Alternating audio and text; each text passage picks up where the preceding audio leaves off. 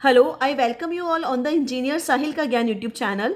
आज हम इस वीडियो में बात करेंगे डेडलॉक डिटेक्शन एंड रिकवरी के बारे में। और सबसे पहले हम बात करते हैं डेडलॉक डिटेक्शन के बारे में। तो देखो, जो ऑपरेटिंग सिस्टम होता है ना, उसका मेन टास्क क्या होता है? डेडलॉक को सिस्टम के अंदर डिटेक्ट करना। तो ये जो ऑपरेटिंग सिस्टम है वो डेडलॉक को कैसे डिटेक्ट करता है? With the help of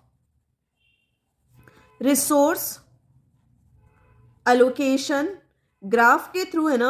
operating with the help of resource allocation graph, operating system ना सिस्टम के अंदर क्या डिटेक्ट करेगा? डेडलॉक को डिटेक्ट करता है।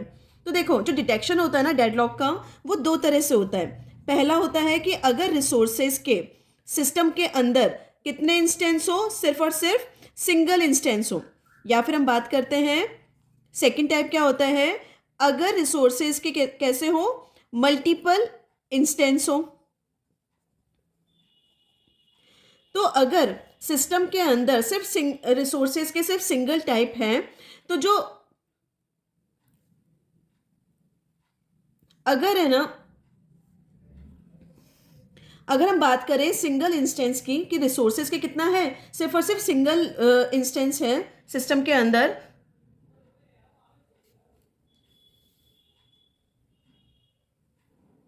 अब अगर हम बात करें सिंगल इंस्टेंस रिसोर्स टाइप की, तो अगर सिंगल इंस्टेंस रिसोर्स टाइप के अंदर क्या होगा? अगर सिस्टम के अंदर अगर हमको डेडलॉक को फाइंड करना है, डिटेक्ट करना है कि डेडलॉक है या नहीं है, तो हम उसमें क्या देखते हैं कि अगर साइकिल बन रहा है, उसमें क्या डिटेक्ट करेंगे कि अगर है ना साइकिल क्रिएट हो रहा है ना, तो हम ये बोल सकते हैं कि सिस्टम में क्या है?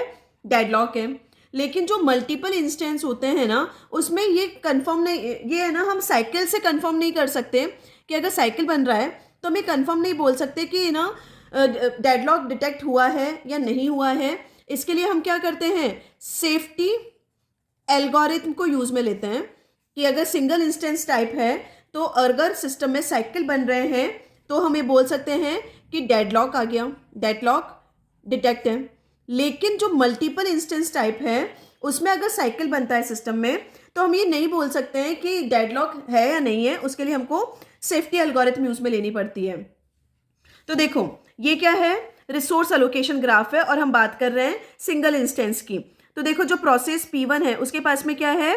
रिसोर्स R1 है और वो किसके लिए वेट कर रहा है? रिसोर्स R2 के लिए। जो P2 है ना, उसके पास में क्या है? रिसोर्स R2 है, वो किसके लिए वेट कर रहा है? रिसोर्स R1 के लिए वेट कर रहा है। और R1 किसको असाइंड है? P1 को। और इसमें R1 और R2 के क्या है? सिंगल इंस्टेंस है। तो देखो, यहाँ पे क्या बन रहा है? ये साइकिल बन रहा है। साइकिल कैसे बोल सकते हैं? P1 R2 P2 R1, ये क्या बन गया? एक साइकिल बन गया। तो जो प्रेजेंस ऑफ साइकिल है ना ग्राफ के अंदर, वो क्या बताती है? वो क्या कंफर्म कर रही है कि डेडलॉक बन गया है इसके अंदर।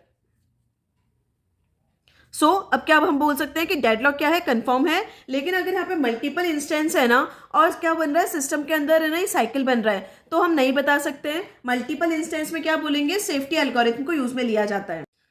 तो देखो, जब डिटेक्शन एल्गोरिथम ने ये डिटरमाइन कर लिया कि डेडलॉक एग्जिस्ट कर रहा है, तो उसके बाद में क्या है? सिस्टम को डेडलॉक से सिस्टम को डेडलॉक से क्या करेंगे? रिकवर करेंगे।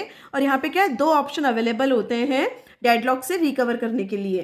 पहला होता है प्रोसेसेस और दूसरी होती है पहला होता है प्रोसेस का टर्मिनेशन और दूसरा होता है रिसोर्स का प्रीएम्पशन। तो देखो, ये जो प्रोसेस टर्मिनेशन है, इसमें क्या करते हैं? क्या करो? किल कर दो प्रोसेस को, या फिर क्या करो? किल कर दो ऑल प्रोसेस को, जिसके कारण क्या हो रहा है? डेडलॉक आ रहा है। तो इसमें क्या करते हैं? जितनी भी प्रोसेस है ना जिसके कारण डेडलॉक आ रहा है ना, उसको किल कर दो। या तो आप एक एक करके डेडलॉक, इसमें क्या होता है? जो प्रोसेस होती है ना, एक एक करके किल करो। और प्रोसेस को किल करने के बाद में ये चेक किया जाता है कि क्या अभी भी सिस्टम में डेडलॉक है क्या। और क्या है, जब तक डेडलॉक अकर होता रहेगा ना, तब तक अपन उस प्रोसेस को क्या करते रहेंगे? किल करते रहेंगे। तो ये बात हो गई प्रोसेस टर्मिनेशन की। अब हम बात करते हैं रिसोर्सेज के प्रीएम्पशन की। तो देखो, यहाँ पे जो प्रोसेस किल कर रहे हैं, या फिर हम ऐसे बोल सकते हैं जो प्रोसेस अबॉर्ट कर रहे हैं ना, उससे बेनिफिट क्या होता है? कि जो डेडलॉक साइकिल होता है ना वो ब्रेक हो जाता है।